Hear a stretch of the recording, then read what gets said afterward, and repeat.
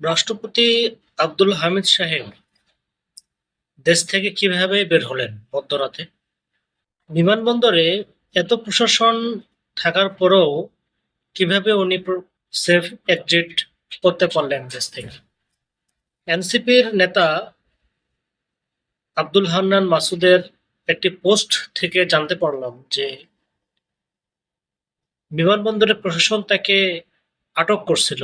পরবর্তীতে রাষ্ট্রপতির অফিস থেকে ফোন কল পাওয়ার পরে তাকে ছেড়ে দেওয়া হয় এবং দেশ থেকে সাহায্য করা হয়।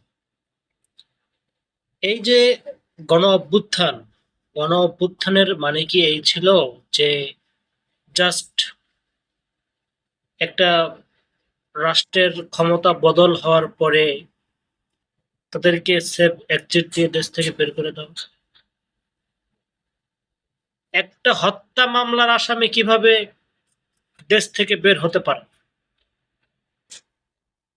এর জবাব অন্তর্বর্তীকালীন সরকারকে দিতে হবে।